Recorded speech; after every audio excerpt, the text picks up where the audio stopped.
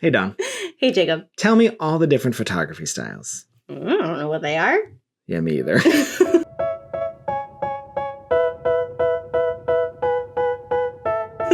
Well, I guess that's why we're doing this episode. Yes. Because we'll figure it out. We will figure it out. I think photography styles is like a really difficult concept. Correct. Because I don't think everyone knows what they all mean. And people are just trying to like stick words onto like what they're trying to communicate. But they're not like the right words. So we're going to try to not fix, to educate on those terms. Yes. What those terms mean real life. Yes. What they mean to clients. Yes. And what they mean to us. Yes. So we're going to do our best to hopefully give accurate information. And we are going to be talking about it in the context of something like a wedding or a bar mitzvah, so like some sort of life event. Correct. Because these terms mean different things in different areas of the world, but in the terms of like trying to identify what your style is to select the correct photographer for you for a wedding or a special family event of some sort.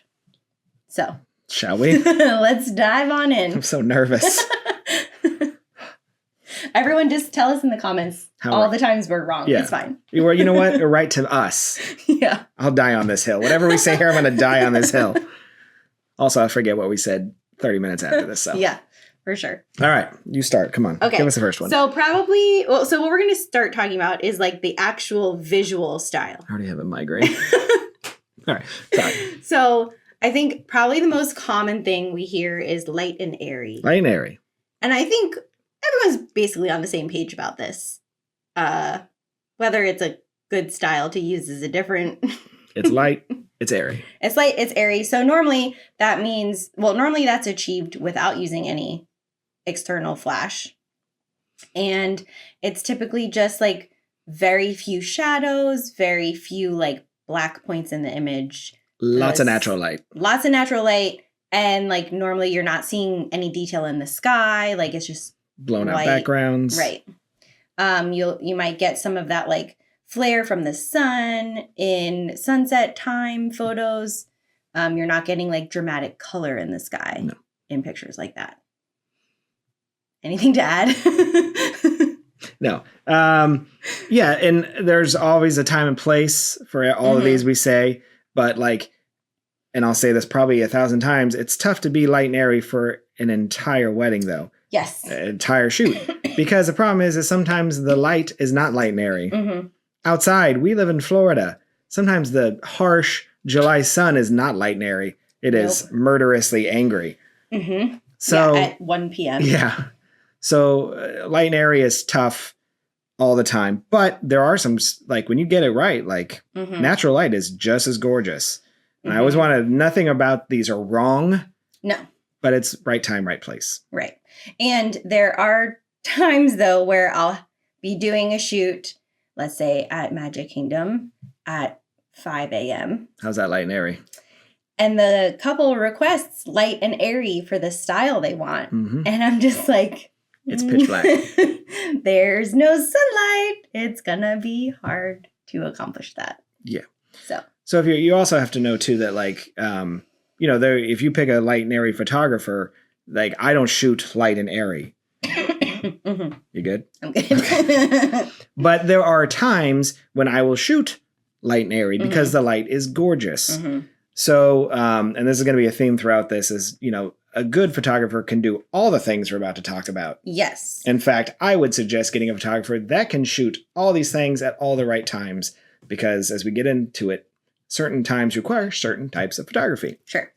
But to be just a light and airy photographer for the entire time, I don't see how you could do that. Just like I don't see how you could be a dramatic photographer the entire time. Right. Like how I'm thinking of those when you're talking about like sometimes the light is just perfect.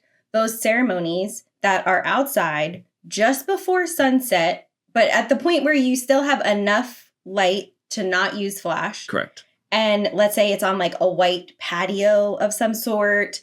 And maybe there's like a white barn that the sunlight is bouncing off of. And like, it's perfect. The perfect light and airy, this gorgeous quality of light. I don't know how you shoot that dramatically. Yeah, why would I add anything to that? Right. Like, I don't know how you can make it moody when it's just so pretty in that moment. Right. So, yes, I think there are some photographers who are dialed in on just one type, whether it's just their preference or it's just what their skill set allows. That's true too. But I do think skilled photographers could do whatever you ask them to do. I tend to shoot what the scene gives me. And we've done it a lot of places where, especially let's say Disney, where like the scene is the scene and it's not changeable. So I learned to shoot what the scene gives me. If I need to add flash, that means I add flash. If it's perfect light and I don't need to, I don't do it. So I feel that it's just easier to be a master of, well, I'm not a master of any of it, but moderately good at all of them. Right. Do you ever see this too, that like the light and airy photographers that I do follow or are friends with, every time they post, it's like, where did you get the perfect cloudy day? Because if I were to try to be like, hey, shoot with me, it would be harsh sun. It makes me so mad. At a 45-degree angle. It'll be harsh sun at a 45-degree angle where like at the Blueberry Barn for Ever After Barns. Yeah. Or Ever After Farms. There's like a cute little chapel that they use, but the sun is coming from over here and the barn blocks the sunlight at this like, I mean, you can literally see the diagonal line and the groom is like, can't even open their eyes. And then the bride is in this perfect shade. And it's like, how? Yeah. But they get lucky with those cloudy days. And I wish I got some of them because I feel like I never have them. Or I remember there was one time at Moss Estates too. Moss Estates, the sun is coming straight towards the ceremony site, but you're under this huge oak tree. So if you get your ceremony time at the incorrect time, the sunlight is coming through all of those leaves and it's like all dappled all over everything. Right. And my last wedding, actually you were with me, the last wedding we shot there. Are you sure about that? I've never been there in my life. Yes. The last wedding we shot there, it was overcast and cloudy the entire day. Except for that. Except for the ceremony and formal portraits. I was like, you have got to be kidding me. Come on, man. I know. So I will say, if you're looking, if you like as a client, as a future person to be photographed, and you like light and airy, no shame in that. That is what you like. But also know the boundaries, the limitations, where you're getting married, the time of year, the time of day. And I mean, these are all questions a photographer should be asking anyway. And obviously with this too, like if you go to my website, you're not going to see a lot of light and airy images. So therefore, if that's what you like, you need to look at the photographer's work and be like, well, can you shoot it light and airy? Well, that's not how I shoot. And also think about with your venue, like if I'm thinking about Estate on Halifax, they have gorgeous outdoor spots. But if you have to go rain backup, you're in that dark, dingy chapel that has no windows except stained glass windows behind you. It's like the Haunted Mansion. No windows, no doors. Yes. And like your photographer, you're not going to get light and airy if you go rain backup. And if you pick a photographer that they don't have the skill set to do that, so they have no way to shoot this now inside, you're going to get some nasty photos. They're not going to look great. They already don't look great. Yeah. So we have light and airy, which I should also say is also kind of lower contrast. Yes. Right? Like you're not getting those harsh shadows anywhere. You're not, which harsh shadow not meaning like it's a good or a bad shadow, just like difference in the bright part of the photo and the dark part of the photo. Another lower contrast style, I think, is like a dark and moody.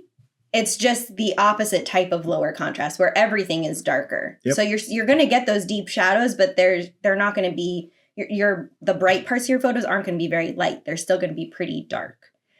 So that's kind of like the opposite side of that. Which I feel like sometimes some of your stuff is a little dark and moody. I get dark and moody sometimes because my dark thoughts. Jacob's personality showing through. You can tell how I'm feeling that day by how I shoot. Yeah, but I feel like your like favorite style even when you're doing like family stuff is more of like a dark and moody with like no blacks, but Yeah. But lower contrast just on the darker side.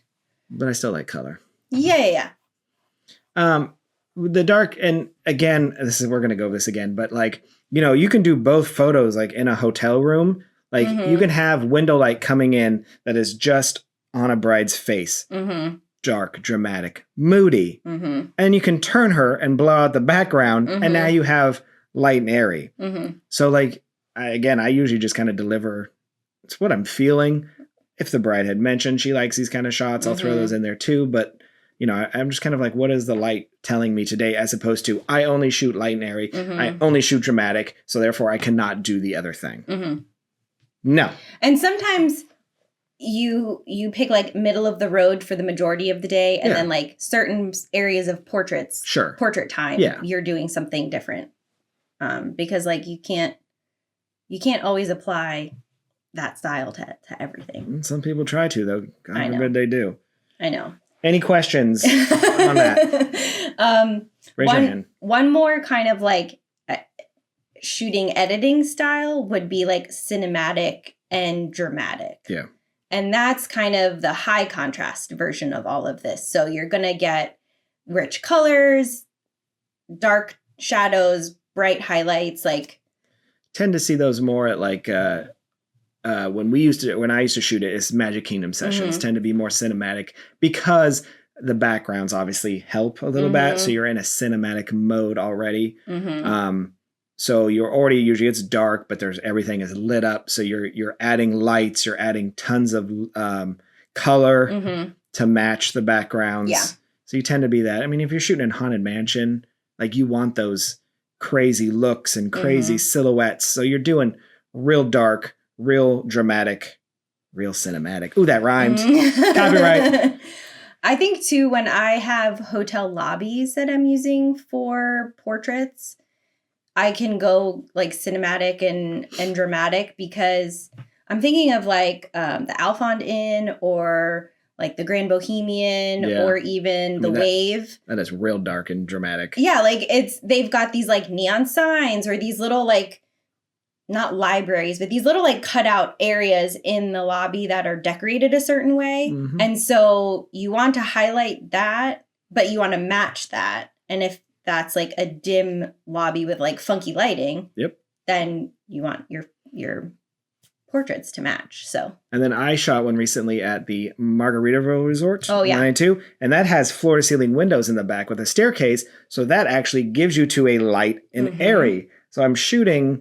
I added a couple of flash just to fill because it was far enough away that the light started to fall off a little bit. So I just bounced a light off the wall to help, but it still was just a light and airy look. But then if you go to the front half of the lobby, it's dark and where the chandelier is with all the margarita glasses, then you can get more dramatic to like, I was going to say too, a lot of times if I'm in a lobby, I'm going more dramatic to like mute the problems in the background, the piles of luggage and things like that. So I'm kind of lighting up just select things.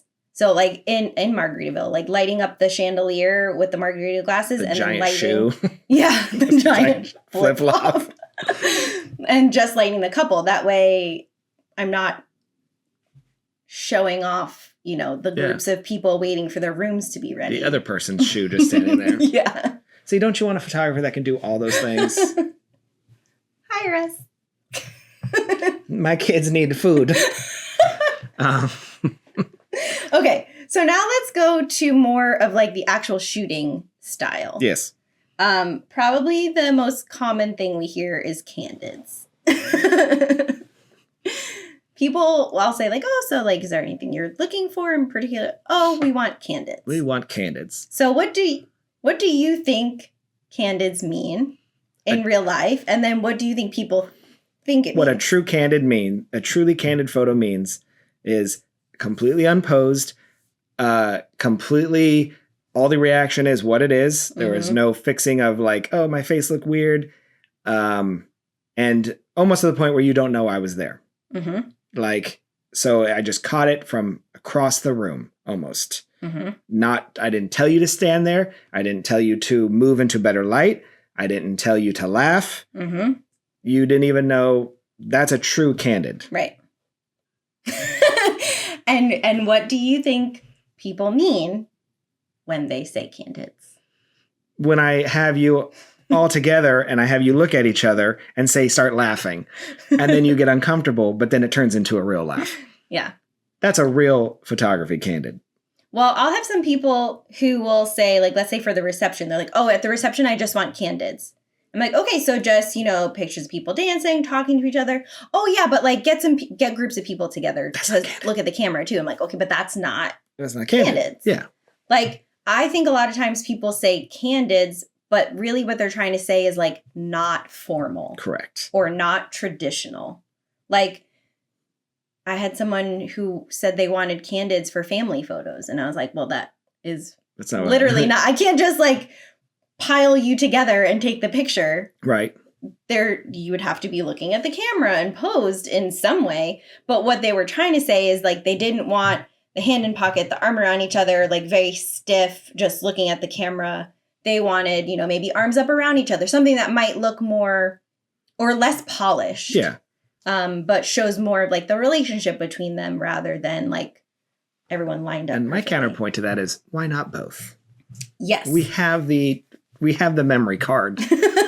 Yes. Because we normally do both. Yeah. But I'm just saying what I think people mean when they say candid is not traditional. And because in true candids too, like you get that level. I hated the background. That was a candid photo. Like I couldn't control that. If you want me to control it, it is no longer technically candid. I will, like you said, get together. Okay, actually, like let's move over here to the background over here.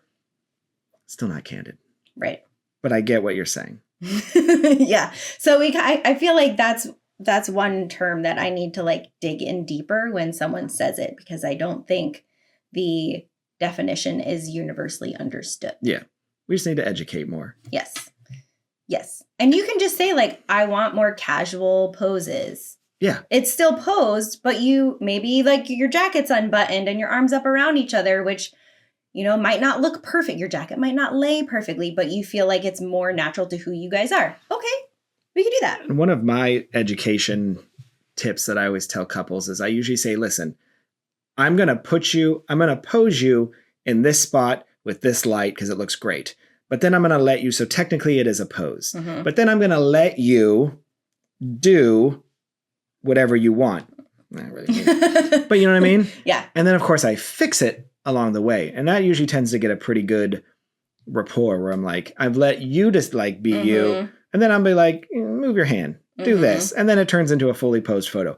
But I feel they're still thinking it's candid because I'm letting them kind of start with it. Yeah. I'll say, not all the times, but a lot of times. When people have said like, oh, we want candids, I'll say, okay, I'm going to get you posed, like you said, good pose, good lighting to like situate your bodies. And then I'm going to lead you through interactions.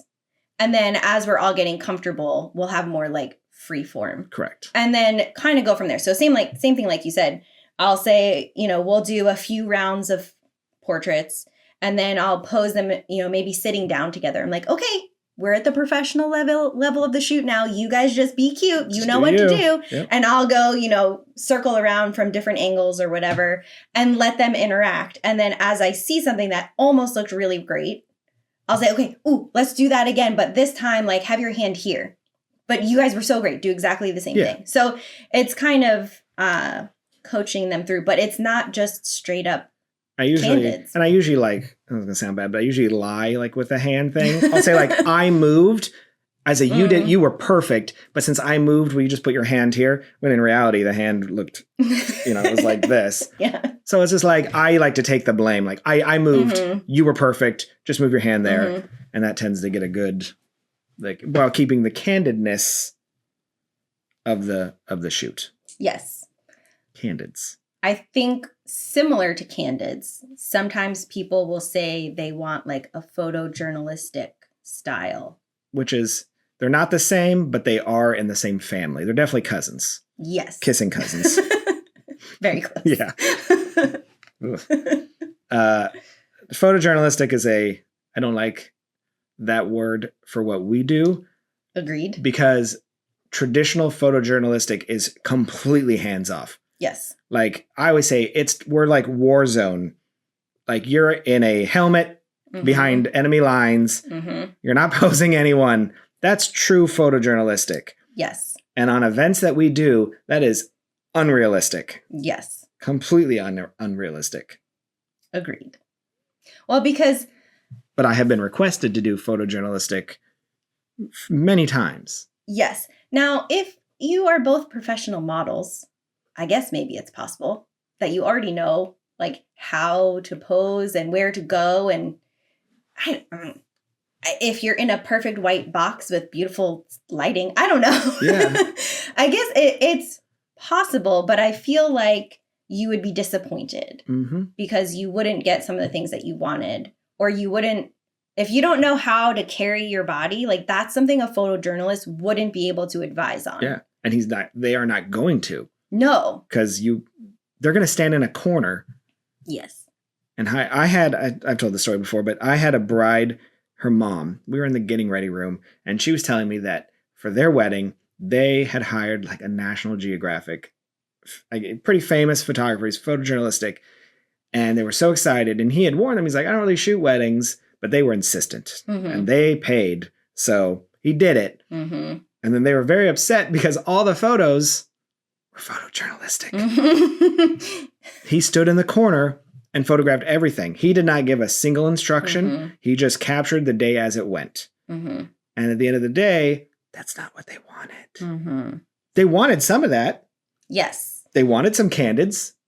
They wanted some photojournalistic. Some raw moments. But they also wanted some staged, posed family portraits, which he didn't do. I photographed a convention once with someone who came up in photography as a journalist. And it was fascinating to watch him because I could tell that he saw everything much differently than I did. And he, even like just the two of us driving to the job together, we ended up pulling over so he could get a picture of something. It was like a sign about like one of the overseas things going. Anyways, I wasn't even paying attention to that. Yeah. I didn't even notice it. But he sees the world differently because he's a photojournalist. Correct. And I do see where certain stages of the day, that could be extremely powerful. Absolutely. But I feel like things would be lacking. Yeah. That's why, again, get a photographer that he maybe not be a master photojournalistic, but I can definitely be in the right spot capturing some moments. I have done it thousands of times.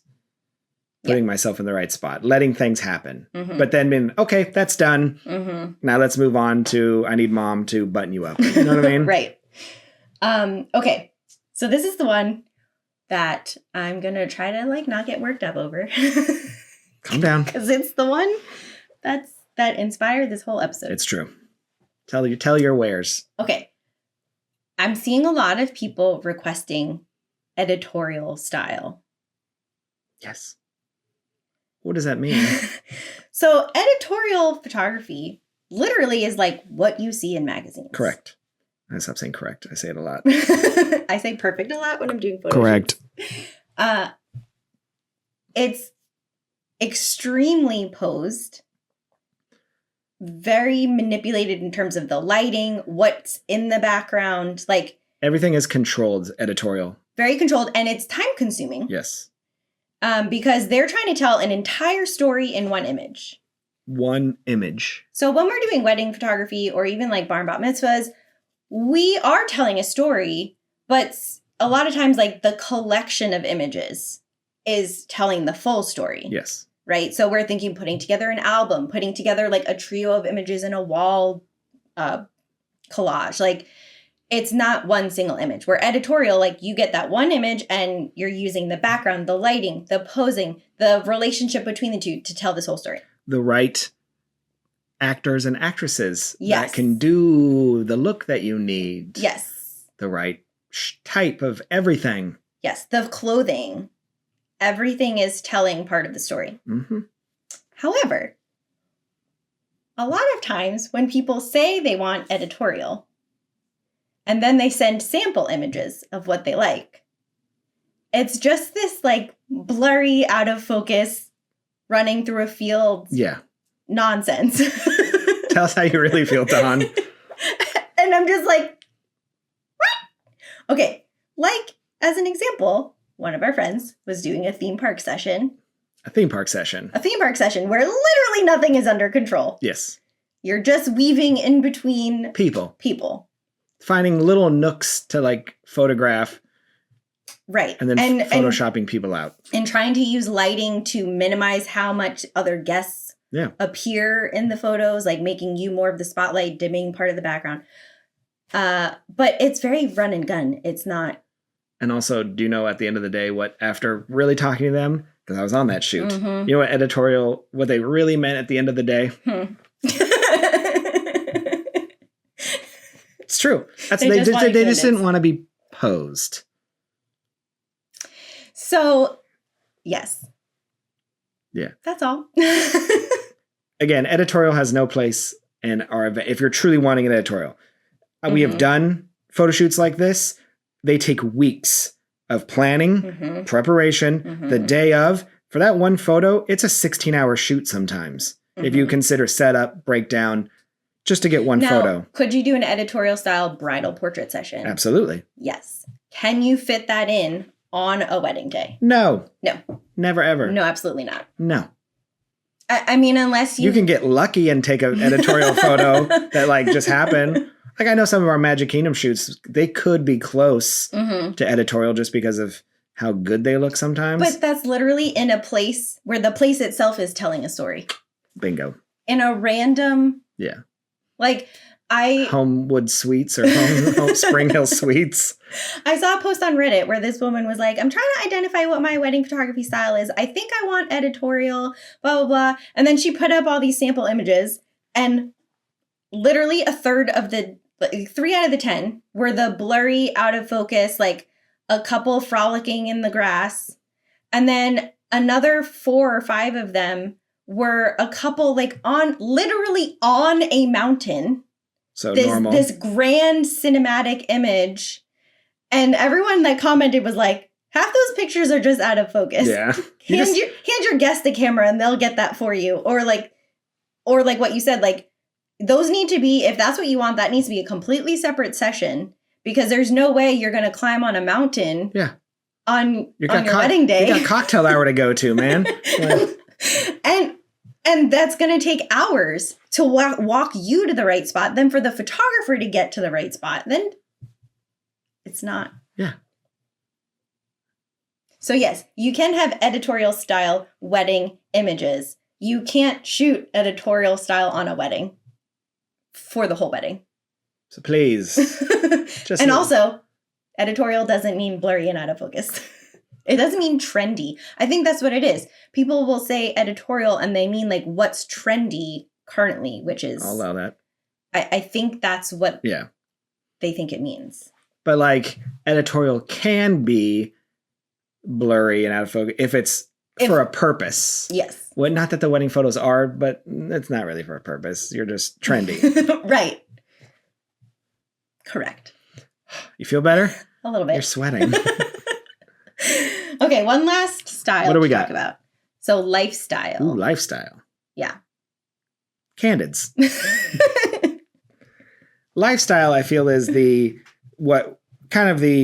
the candid, photojournalistic combined, where it's like, or kind of what we do sometimes, where we're posing you, but we're also letting you be you.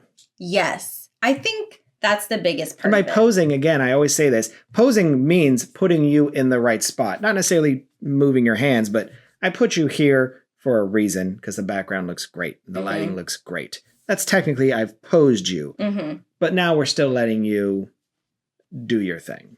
Yeah, I think it's, again, another alternative to traditional. Like, I think, when you only got 36 images from your wedding because it was a film photographer, and half of them were the family up on the altar. Right. It's not that. It's, yes, we're going to, oh, Mom, go ahead, zip up the back of the dress. But we're not telling Mom, okay, place your one finger here and your other finger here. Like, no, go ahead. You just zip it up. I'm going to catch it. And if I need to catch something else, I'll let you know. And it's letting you be you. Sorry. Remember we were talking about Bridget Jones? Yes. I just got a news notification of that. Totally ruined this segment. Sorry. I just had to bring it. It's fine. I think lifestyle too, what kind of reminds me is of like a lot of people with a newborn don't necessarily want the newborn photos that we discussed in an early episode. They want those where they're like holding the baby in the nursery. Mm-hmm. That's a lifestyle. Mm-hmm. Everything is staged because they're in their nursery. We're in the right spot. Mm-hmm. It's lit the way you want it to be lit. Correct. Mm-hmm. But we're still letting them just be. Or even like a family portrait session where they're in the kids' playroom building Lego or, it's showing little bits of your everyday life and your own personalities in a controlled environment. So really what you want is lifestyle photography. Yeah. But I feel like we do that a lot. Absolutely. I think that would be the closest to what I do. Like my formals can be traditional, but I'm always going to give you like the traditional boring staged photo, but then have you interact, have you squish in, pretend you're taking a selfie, like, and those prompts are open-ended enough that it lets your family's dynamic come through. Every time I have missed a formal photo, family formal, that's when I get like someone is mad. Oh, uh-huh. So for all the people that want candids, it's not true. Mm-hmm. They never care about anything. But if I miss the one photo with the aunt, the formal photo, I could have 1,000 fun aunt dancing. But if I didn't get the family group photo, that's why I do the same thing with like brothers and sisters. I'll be like, take one for mom, put your arms around each other. Now be more like brother and sister. Yes. Punch each other in the face. I don't care. Whatever you do. Make silly faces, like stick your tongue out at each other, whatever. And again, all of that is posed as in we controlled it, but then we allowed the candid to happen, or we lifestyled it. I don't know. It's all basically candids. Let's be honest. Okay. Did that help? Was that cathartic? Did you feel better? Not really. I feel like we just made it worse. What are we talking about?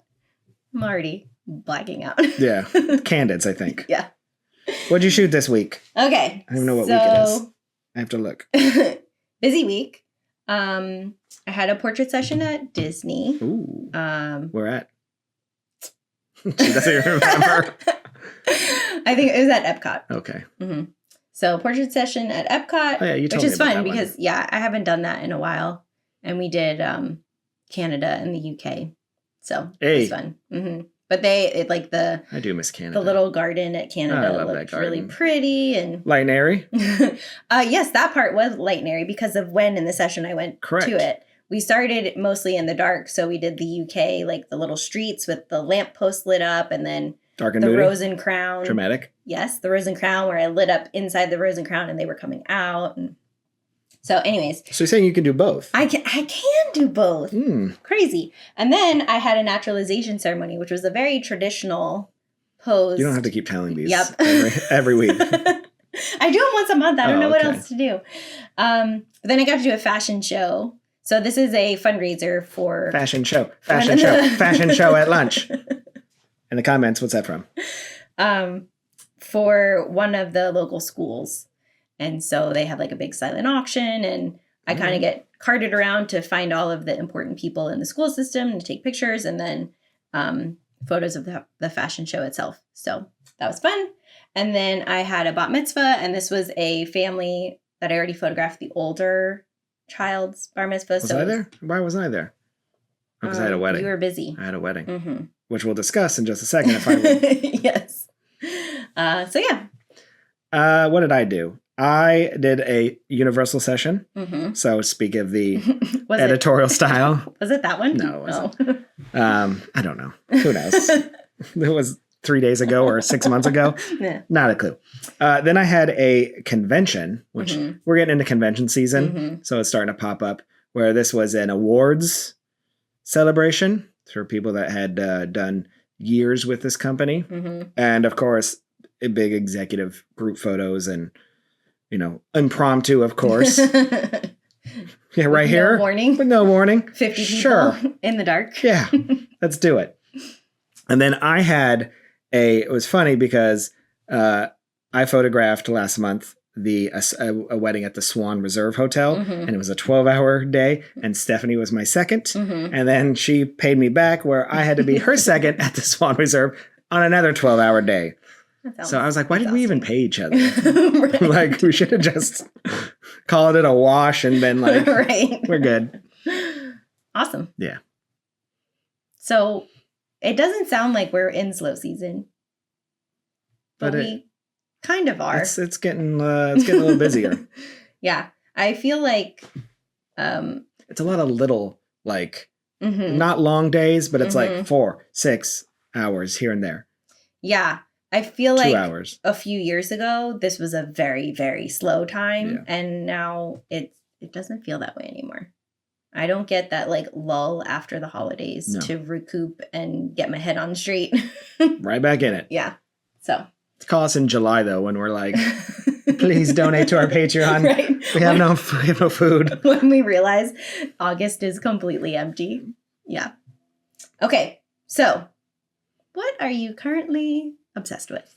Do you want me to start? Go ahead. Okay, I've been waiting for this one for a while. I know. Well, anyone that knows me, this is not a current obsession. Okay. This is a lifelong obsession. Well, not lifelong. Fair. So I am a connoisseur, if you will, and it's very specific, late 90s, early 2000s, female country / pop stars. It's very specific. Yes.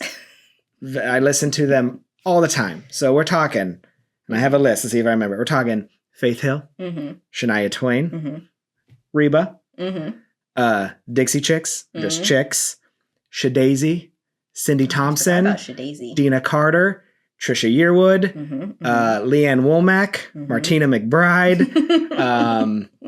Who else have I missed? I know I'm missing something. Alison Krauss. Oh, Leanne Rimes. Oh, yeah. Jamie O'Neill. Sarah Evans. I think that's pretty much all of them. It's a very extensive list. I don't know why, but we're talking high school. I'm listening to DMX, Dr. Dre, and then on the side, like Dina Carter, Strawberry Wine. Linkin Park. Yeah. And then like, love this hip hop. Also, here's a girl that had sex at 17 in a strawberry wine field. I don't know. I love it. Strawberry Wine. Everyone knows that song. It's a great song. Yeah, it is. So I don't know. That meme of It's American Psycho where he's listening to the headphones and it's like what people think you're listening to, but what you're actually listening to? That would be me with late 90s, early 2000s, female country / pop stars. It has to be in that area. Male, could care less. I feel like growing up, I listened to very little country. I had a few friends that like country, so there were some of them that I listened to, but that was my early college years that I started really getting into, because I moved to Orlando. We used to go to Cowboys every Thursday night because it was ladies' night, so we were going line dancing. I could care less about country. Except for the people you listed. Late 90s, early 2000s, female country / pop stars. That's my wheelhouse. You name me a song right now, I can sing it. I was singing one for you earlier. I know, you were. It was just beautiful. Right off the book. I feel like those songs, though, are the ones that everyone remembers forever. Yeah, but I still go deep into them. Like, yes, I know the, Shania Twain songs, but, I know her back catalog, too. And I named some people on there that you may not have heard of, like Cindy Thompson, who was an artist who released one album, and it's a banger. And then she just said, peace. Gone. Sarah Evans. Martina McBride. Sarah Jamie O'Neill. That one I don't know. Yeah, There Is No Arizona. Yeah, see? Deep cuts. So how frequently would you say you still listen to this genre? I have a large playlist, and they are in there. They come up probably once a drive. On the drive here, okay. Alison Krauss came up. So, boom, roasted. And then what else is mixed in on that playlist? Everything. Dr. Dre, Eminem, Limp Bizkit, Linkin Park. It must be very jarring to drive with you. Hamilton, Phantom of the Opera, Olivia Rodrigo, Taylor Swift. Some of those have to be harsh transitions. No, they actually are really good. DMX into Phantom. He knows exactly what's up. So I will continue listening to them. I have listened to other country. It's not the same. Other pop stars. That's my wheelhouse right there. Okay. You name me a song, I will sing it for you live. We won't be partaking in that today. Why don't I just play one right now? Enjoy the blank sound that I have to cut the audio for.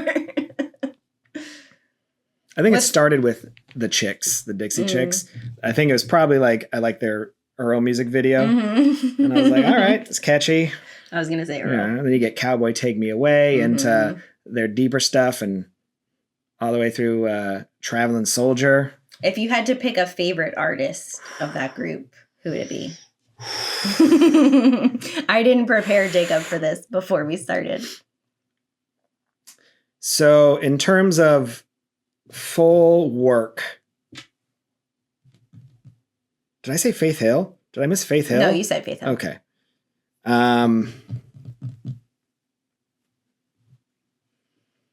Shania Twain's probably got the most like fun, like the Dixie Chicks. I can sing almost their entire catalog. So like Shania Twain is like what you would play like at a wet, like everyone knows those songs. Dixie Chicks, I can sing the entire catalog. And I know some of that Cindy Thompson girl. That album is a banger.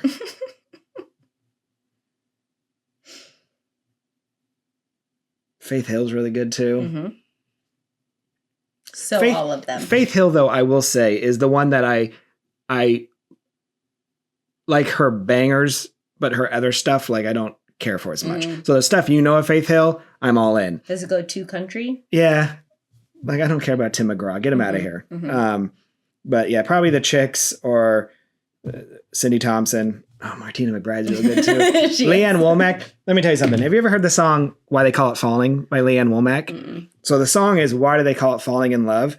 And she talks, the whole song is how she falls in love with this guy. And they have this great stuff. So she's like, why do they call it falling in love? Because I'm having such a good time. Then the dude dumps her. And the very last word is, now I know why they call it falling. And you're like, It's devastating. It's such a good song. Let's listen to it. You know her what? I don't know that I've heard that one, no. I mean, I've heard other Leanne Womack. So good. So I'll say the Chicks. I'll give the Chicks. Okay. With a nod to Cindy Thompson. Okay. Because no one knows who that is. So she's my. What about Miranda Lambert? Does she fall into that? No, she wasn't part of that. Too country. Like there's some like Jody Messina that were like they were.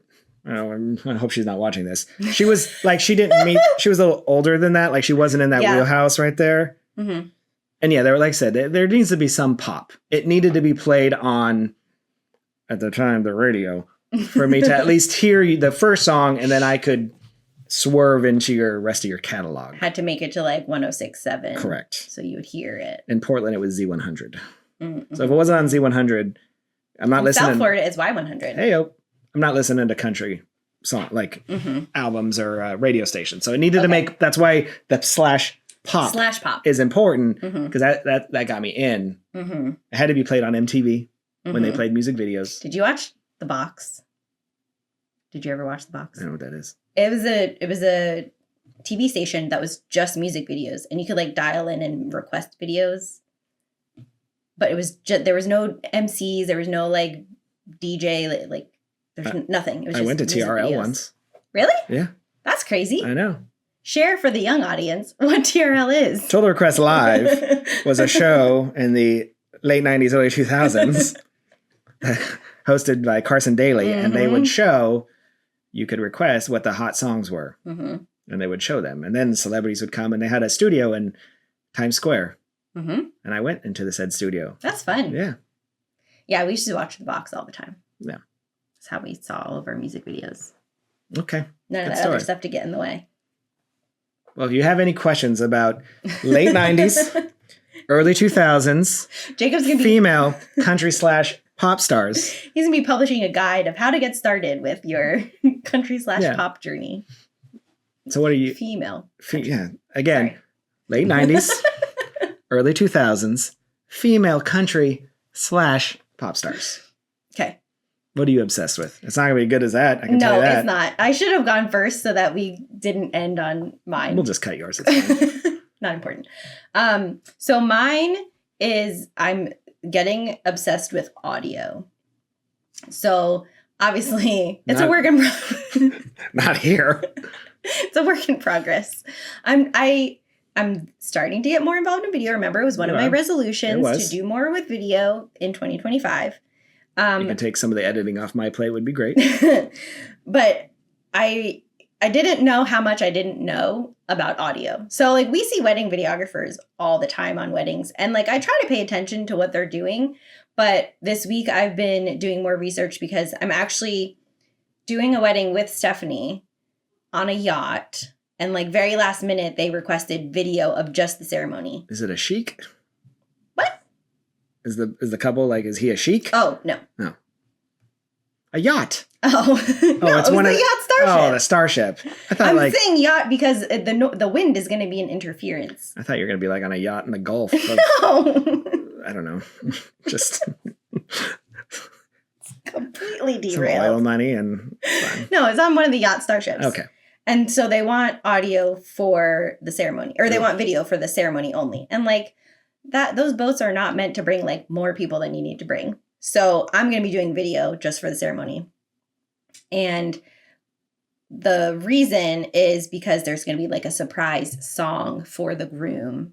And so like they want that all captured. And I'm thinking like we're on a boat. It's like worst case scenario for audio. And so video. Yeah, but the audio will be more of the problem, especially because the whole reason for the video is the singer and the song. So I've gone down a rabbit hole. It's not Leanne Womack, is it? It is not. Because otherwise, I'm on my way. Also, I've never seen any of them in concert. Really? Yeah. I feel like not to break yours, but for as obsessed as I am with them, I think the thing is too is that besides maybe like the Dixie Chicks or Shania Twain, like I'd want all of them to play. Like I need like a Lilith Fair of just Jacob songs because I need the whole catalog, and just one of them isn't going to be good enough. Continue audio. So, anyways, I've gone down. Oh my god! I'm just kidding. Continue. So I've gone down a rabbit hole of like best audio for wedding videography. All you talk about now. It's really annoying. You haven't talked to me in a week. That's true. It's been great. My text messages say otherwise. Barely. That's true. So yeah, I didn't realize how many different ways there are to record audio during a wedding and how many videographers use all of them at the same time. Backups on backups on backups. Yes. Like lavalier mics on maybe the officiant or the groom, or in this case on the singer, but then like recorders that people will make like custom sleeves so that you can put the recorder on the microphone. So the microphone's going into the sound system, but the recorder is also picking up good audio because it's right where they're holding the microphone. Yeah. And then, recorders that you could plug into the sound system, which I don't understand any of that. Yeah. Or how any of that works. They're just getting the live feed or whatever. It's pretty, like, it's just. Yeah. But then also, like, I talked to one of my other friends that does a lot of corporate videos, and she's like, oh, well, you might be able to just hand an SD card to the AV guy, and they can put the whole thing on an SD card for you. And I was like, I don't understand. Seems like I'm asking a lot of. So, yeah, I'm diving down the rabbit hole, trying to figure out, like, all the different methods for recording audio and recording good audio, especially since I'm going to be on a boat with wind. What have you decided? Don't know yet. How much are you going to spend? What's your budget? Not a lot, which is part of the problem. Yeah. So I'm trying to figure out like all of the backup ways. So like I'm going to sit my phone next to the speaker and record a backup audio of what's coming out of the speaker. But then they're bringing their own microphone and speaker. They're not using the ship's audio. So then like, who knows if that's going to work? So I'm going to mic the singer and mic the officiant. Okay. But then like when we were at MegaCon, I was talking to some of the videographers there, and they were talking about like putting the microphone under their clothes to protect it from the wind to maybe get more clear audio that way. And then I have to do all of this without the groom realizing what I'm doing because the whole video part is a surprise. because the whole song part is a surprise. So you just have to lie and say this is the microphone for the... I don't know. It's the backup microphone for the... I don't know. I mean, the ship is so small. Like, yeah. It's not like I can... Well, he'll know, like, not to hide the microphone on, because you're not putting one on him. You're putting one on the officiant. On the officiant, yeah. So he won't know. You'll just mic the officiant. Right, but we're all going to be in crammed little space. Like, it's not like it'll be easy to pull people aside without being noticed. So, anyways, trying to learn more about that. And then once I figure out recording audio, then I'm going to have to dive down a whole separate rabbit hole of editing audio, because that makes no sense to me currently. We're doing it right now. We are doing a very limited... Sync. Done. Basically, Premiere Pro is doing our audio. This isn't even a real microphone. This is just for show. The nice little preset for podcast voice, and then the enhance, and then done. So, yeah, that's my current obsession. Mine's way better. It is. I also enjoy your obsession more than mine. Let's talk about it some more. That's life. So Martina McBride started out. All right. And Reba. Did I say Reba?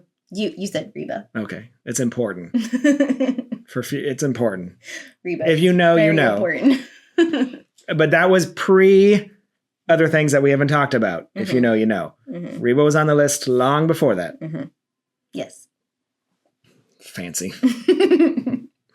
I'll always be angry about that. Yeah, I know. All right, so we good? Okay, I think we're good. All right, I'm going to go. Okay. Bye. Bye.